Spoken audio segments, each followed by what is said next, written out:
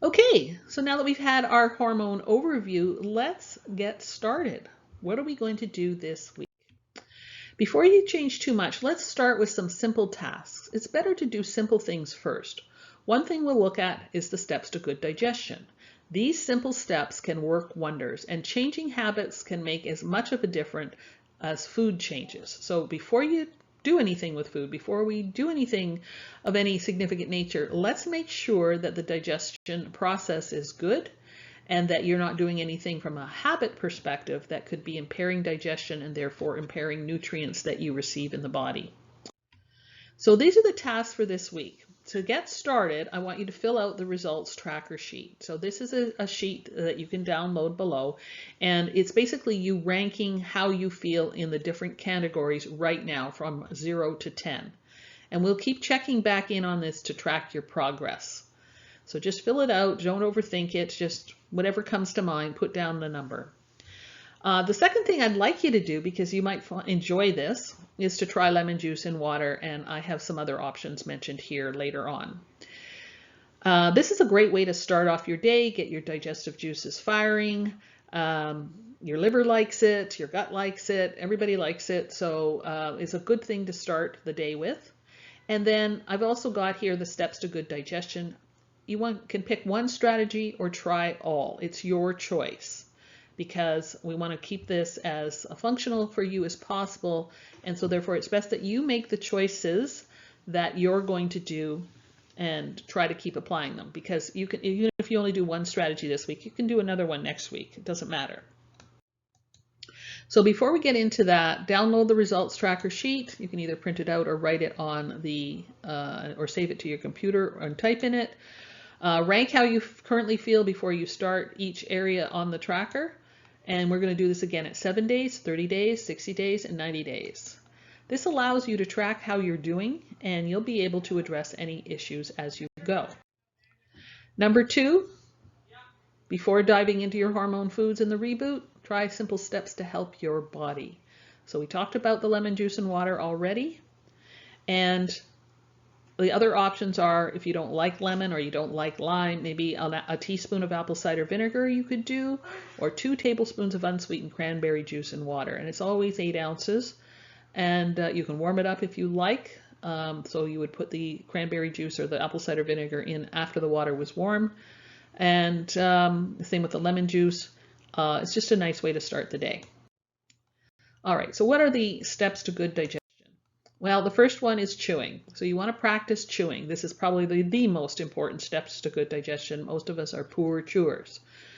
45% of your beneficial bacteria in your mouth makes its way to the gut. So we've already talked about how the gut is important to hormone health.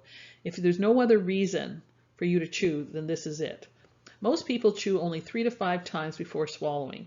How long should you chew? It depends until the food in your mouth is liquid. That is the best gauge. So that's 15 chews because of the nature of the food, or it's 40, it doesn't matter. Chew until the food is liquid. A study found that chewing food more can reduce the needs for more food and aids weight loss. Participants were instructed to increase the number of times they chewed from 15 to 40 times. They consumed 12% less calories and lost weight. This is what I mean. It's a simple step and can do so much. If you have gas or bloating, believe me, this will make a difference.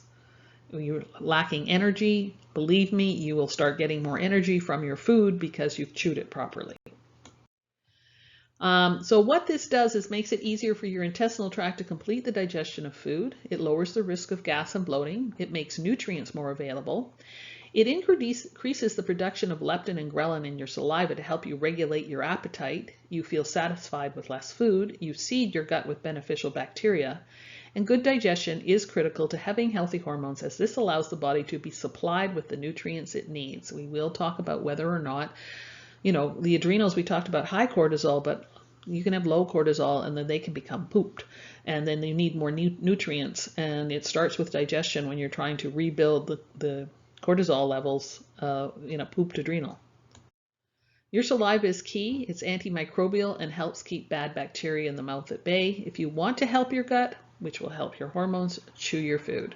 The more you chew, the more saliva you produce.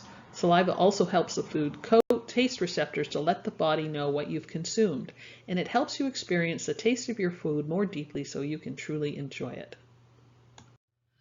This is going to take some practice. If you're a fast eater, you have been chewing your food and haven't been chewing your food properly, the muscles in your throat are trained to take the food from your mouth based on the typical number of times you chew.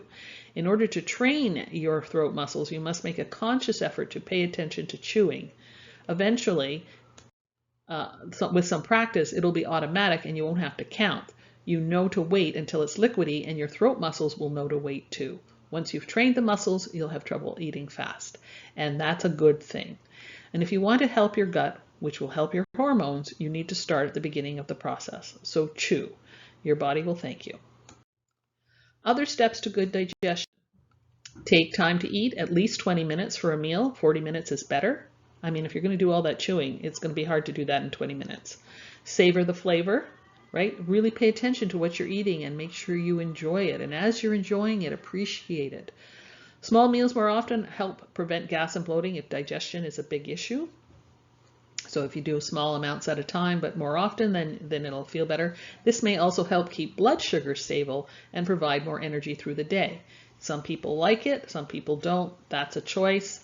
If you don't find you're satiated properly by doing this, then it's probably not for you. But for other people, especially if you find times where you're missing meals during the day, this is a good suggestion for you. And all you have to do is program a watch to tell you when to eat and to remind you.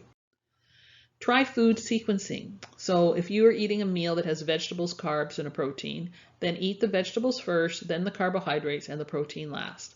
Fruit is consumed alone or can be eaten with vegetables. Again, a lot of people find this just helps them digest better. You can consume salads or fermented foods with meals to aid digestion. They contain enzymes, bacteria, and acids, and that can be helpful. Don't drink with meals. Too much liquid dilutes stomach acid and fills the stomach cavity with more volume, which can lead to reflux, so you get heartburn, right? It's similar to eating too much. If a stomach is too full, it doesn't matter whether it's from liquid or solid food. You can sip some liquid, such as some wine, as it is a fermented beverage with enzymes, and as well as it was designed to be sipped with meals. Water can be sipped as well in small amounts. Try digestive enzymes or probiotic supplements. Speak to your health practitioner about options, so you can talk to me. These can help improve digestion and absorption. Determine whether you have a food sensitivity. These aren't necessarily permanent and require gut health work to fix. In the short term, reducing a food sensitivity can temporarily improve digestion and intestinal issues. But the food isn't the issue, it's the symptom. You have to fix the underlying gut issues or more symptoms, not necessarily related to food, just in general, but it also could be more foods, will develop over time. Try the first steps that I've just outlined before you remove any foods. Do not remove foods unless you know for sure that you have a food sensitivity. We can talk more about this in the upcoming weeks. The key is not to make assumptions. Don't listen to common beliefs about specific foods. We're all different, and there's nothing worse than pulling out a food because it's a fad to do so, ultimately complicating your life and causing you more stress, which is bad for digestion, your gut, and your hormones. Instead, what you might want to do is keep a food journal and just be observant. So how do you use a food journal? There is a food journal template here. So all you have to do is print out one page of the journal for each day you want to track. Each day you need to write down what you eat, how you feel physically and emotionally, because this isn't just about finding food sensitivities. It's about how the food you're doing and eating is serving you. Presume nothing, just write, or how maybe you're affecting how your food affects you, right? So presume nothing, just write down what you eat and how you feel before and after. And track your beverages and exercise and how you slept. Also pay attention to how you feel throughout the day, morning, afternoon, and evening. The journal can be your best opportunity to learn about you. But it's not just about food. By tracking water intake, sleep, and exercise, you may discover how these can affect you too. They're important to gut health and your overall health, and they're key to achieving your goal. Do the food journal for 2 weeks, paying attention to how you feel on busy days as compared to relaxing days off can be enlightening. It can also show what stress is doing to you, and then we can talk about it. Fun fact, a study looking at participants using a food journal versus those who didn't found that those who journaled lost more weight. The suggestions may seem too simple, but they're powerful, and don't underestimate them and don't overthink them. If the processing of food for digestion starts out right at the beginning, it can help prevent and diminish issues further down the GI tract. We'll talk about hormones and emotions and gut health for hormone health later, but enjoying your food is essential. You can't have a healthy gut and healthy hormones if you're miserable with what you have to eat.